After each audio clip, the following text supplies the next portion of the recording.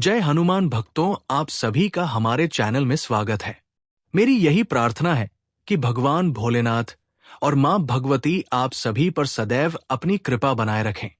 आपके जीवन से अंधकार समाप्त हो और आपकी साधना, आपकी भक्ति और आपके हर अच्छे संकल्प को दिव्य मार्गदर्शन प्राप्त हो।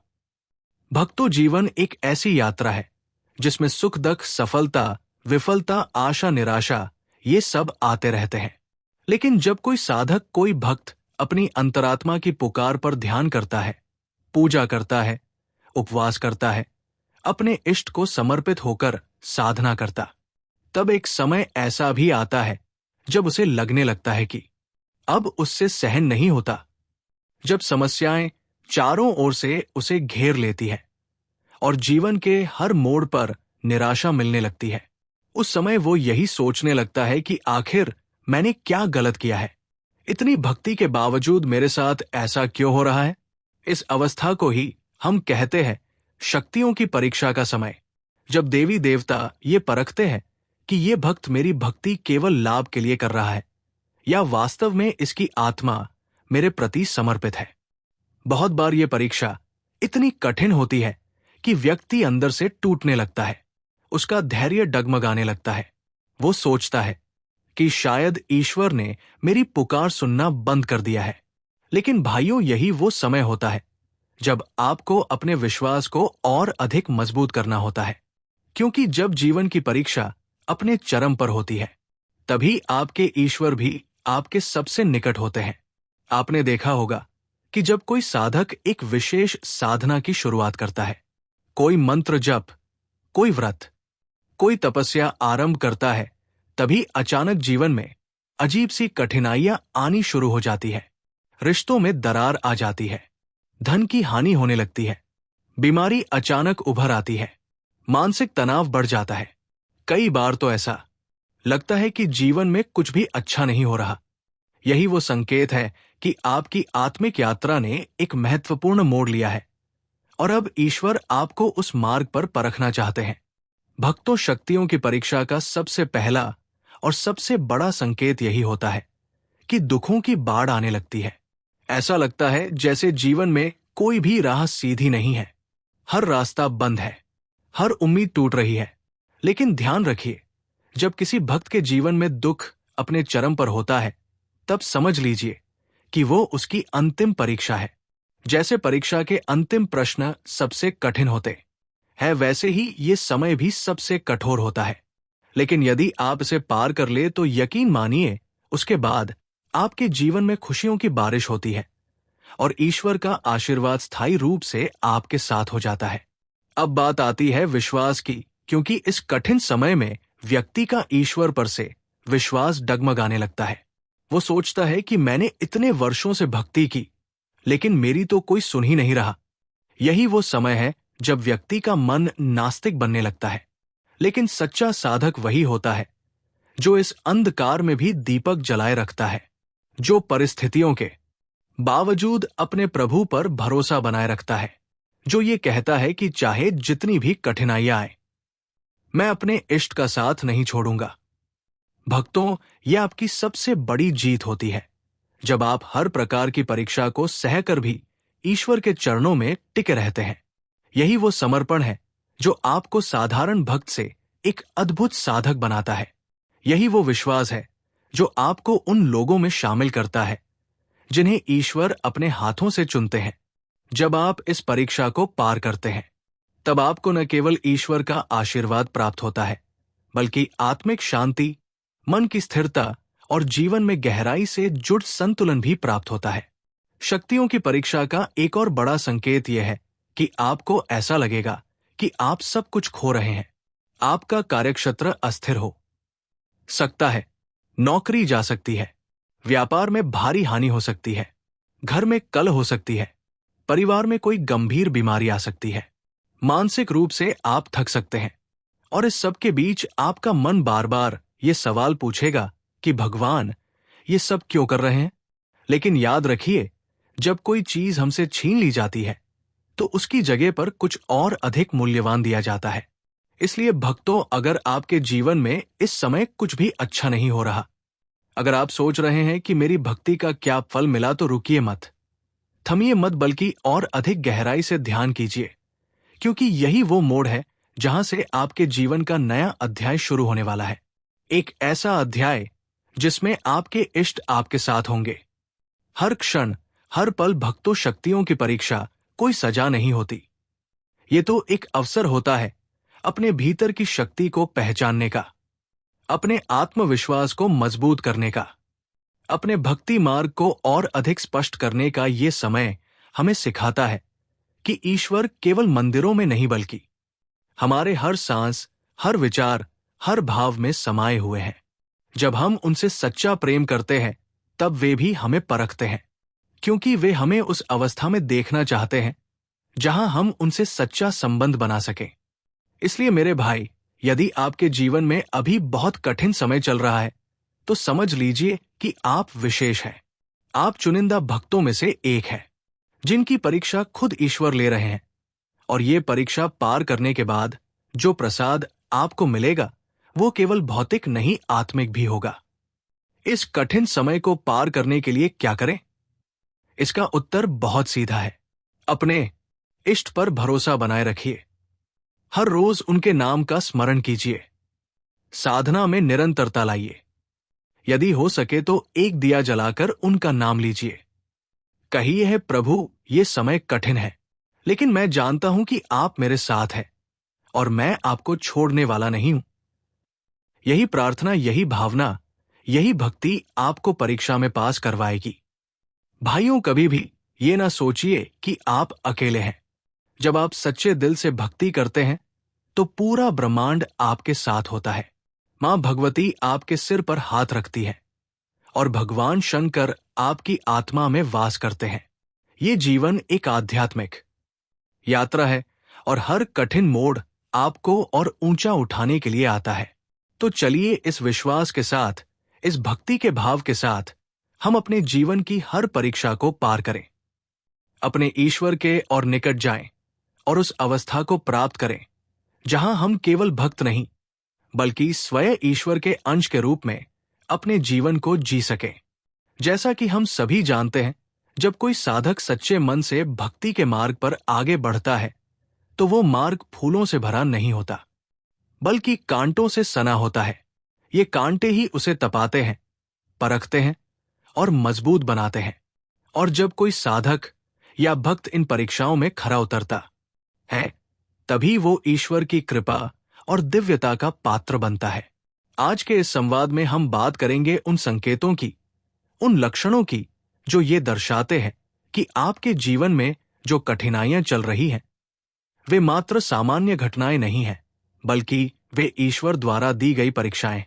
और खासकर जब ये परीक्षाएं अपने अंतिम चरण में पहुंच जाती हैं, तब जीवन में जो संकेत मिलते हैं, वे अत्यंत गहरे और मार्मिक होते हैं। पहला महत्वपूर्ण संकेत होता है अपनों के बीच से सम्मान का लुप्त हो जाना। ये सबसे अधिक पीड़ा देने वाला अनुभव होता है, क्योंकि जब कोई साधक ईश्वर की भक्ति में लीन होता है, जब वो अपना अधिकतर समय पूजा, ध्यान और साधना में लगाने लगता है, तो सबसे पहले उसका विरोध उसी के घर से शुरू हो जाता है। माता पिता हो सकते हैं, जीवन साथी हो सकते हैं, भाई बहन या परिवार के अन्य सदस्य, सभी उसके इस आध्यात्मिक मार्ग को समझ नहीं पाते और धीरे धीरे नकारात्मकता का भाव उनके मन में आने लगता है। परिवार के लोग ताने मारते हैं, कहते हैं कि ये क्या जीवन है, कोई काम धंधा नहीं करता, बस पूजा पाठ में बैठा रहता है। रिश्तेदारों की नजर में वो व्यक्ति आलसी बन जाता है। समाज उसे हिकारत की नजरों से देखने लगता है। छोटे भाई बहन भी दूरी बना लेते हैं, क्योंकि उन्हें लगता है कि ये व्यक्ति सामान्य नहीं है, ये किसी और ही दुनिया में खो गया है। ऐसे में व्यक्ति को ये लगने लगता है कि उसका अस्तित्व ही निरर्थक हो गया है। वो भगवान से प्रश्न करता है, प्रभु, जब मैंने आपकी भक्ति को अपनाया, जब मैंने हर सांस आपके नाम की माला में पिरो दी, तब आपने मुझे इस प्रकार अकेला क्यों कर दिया? परंतु यही तो परीक्षा होती है, यही वो कसौटी होती है जहां ये परखा जाता है कि क्या आप अपमान और उपेक्षा के बीच भी अपने इष्ट की भक्ति को जारी रख पाते हैं या नहीं, यदि आप इन दतानों, इन कठोर शब्दों और इस सामाजिक उपेक्षा से विचलित हो गए तो समझिए कि आप परीक्षा में असफल हो सकते हैं। लेकिन यदि आप इन सभी को प्रभु की लीला मानकर सहन कर लें तो ईश्वर की कृपा आप पर शीघ्र ही बरसने लगती है। अगला संकेत होता है सांसारिक सुखों से मन का हट जाना। जब ईश्वर की परीक्षा अपने चरम पर होती है तब साधक का मन अपने आप ही इस संसार की माया से विमुख हो जाता है। अब उसे स्वादिष्ट भोजन, सुंदर वस्त्र, धन दौलत, ऐश्वर्य और भौतिक साधन आकर्षित नहीं करते। उसे इन सब में कुछ भी सार्थक प्रतीत नहीं होता, क्योंकि उसका अंतर्मन केवल प्रभु की शरण में ही शांति और आनंद खोजता है। ये अवस्था बाहर से देखने पर उदासी की लग सकती है, लेकिन वास्तव में ये आत्मा का गहरा परिवर्तन होता है। व्यक्ति अब बाह्य जगत के दिखावे से ऊपर उठ चुका होता है। उसका चित्त अब केवल प्रभु के चरणों में रमने लगता। वो ध्यान करता है, जप करता है और अपने इष्ट से जुड़ने की हर संभव कोशिश करता है। लेकिन इसी समय उसकी परीक्षा और कठिन हो जाती है। उसका मन कहता है कि अब बहुत हुआ, अब कुछ लाभ नहीं मिल रहा, अब ध्यान साधना को छोड़ देना चाहिए। अब ना दीपक जलाऊंगा, ना धूप, ना ही कोई पूजा करूंगा। परंतु मेरे प्यारे भाई, यही तो असली परीक्षा है। यही वो क्षण है जब आपको ये सिद्ध करना होता है कि आप प्रभु को पाने के लिए साधना कर रहे हैं या किसी सांसारिक लाभ के लिए। अगर आपने इस समय में भी अपनी साधना को नहीं छोड़ा, अपनी आस्था को नहीं डगमगाया, तब आप ईश्वर के सबसे निकट पहुंच जाते हैं। और यही वो अवस्था होती है जब साधक आत्मिक रूप से पुनर्जन्म लेता है। उसका अंतर्मन शुद्ध हो जाता है और वो ईश्वर की कृपा का पात्र बन जाता है। तीसरा संकेत होता है जीवन के प्रति निराशा का भाव। ये तब होता है जब साधक हर दिशा में अंधकार ही अंधकार देखता है। उसे लगता है कि उसकी मेहनत व्यर्थ जा रही है।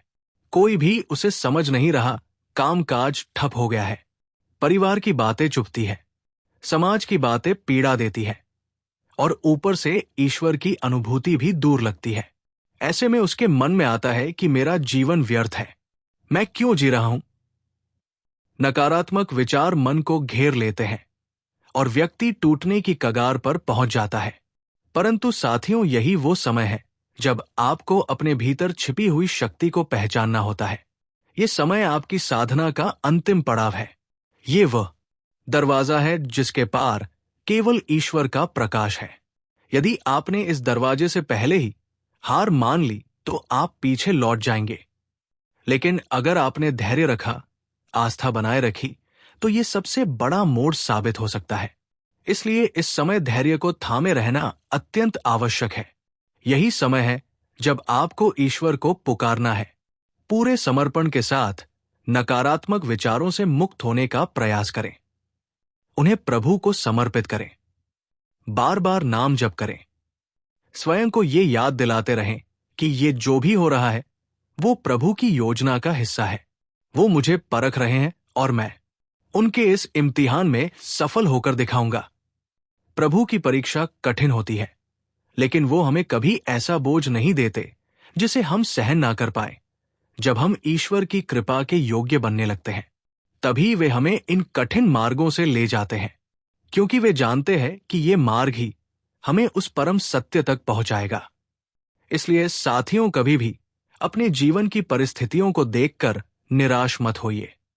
अगर आप इस समय कठिनाई से गुजर रहे हैं तो ये समझिए कि ईश्वर आपकी परीक्षा ले रहे हैं, और यदि आप इस परीक्षा में सफल हो जाते हैं तो जीवन में ईश्वर का अनंत आशीर्वाद, आत्मिक शांति और दिव्य अनुभूति आपको अवश्य प्राप्त होगी। आपकी साधना व्यर्थ नहीं जाएगी। आपकी तपस्या फल देगी। आपका धैर्य रंग लाएगा और आपके जीवन में ईश्वर की कृपा की वर्षा होगी। बस जरूरत है तो केवल एक चीज की, और वो है आपकी अडिग आस्था, आपका अटूट विश्वास और आपका सच्चा समर्पण। क्योंकि जब आप टूटने की कगार पर होते हैं, तभी ईश्वर आपको अपने करीब बुलाते हैं, अपने आलिंगन में समाहित करते हैं। तो आइए हम सब मिलकर ये प्रण लें कि चाहे कुछ भी हो जाए, हम अपनी भक्ति से पीछे नहीं हटेंगे। हम हर परिस्थिति में प्रभु का नाम लेंगे और अपने जीवन को उनके चरणों में समर्पित कर देंगे, क्योंकि वहीं से हमें मुक्ति मिलेगी, वहीं से हमें सुख और शांति मिलेगी और वहीं से हमें सच्चा जीवन मिलेगा। जब कोई साधक भगवान की परीक्षा में डटा रहता है, जब वो हर ताने, हर तकलीफ, हर अकेलेपन को सहकर भी अपनी साधना को नहीं छोड़ता, तब एक ऐसा क्षण आता है जब वो उस शक्ति के साक्षात दर्शन का अधिकारी बन जाता है, जिस शक्ति के लिए वो वर्षों से तप कर रहा होता है।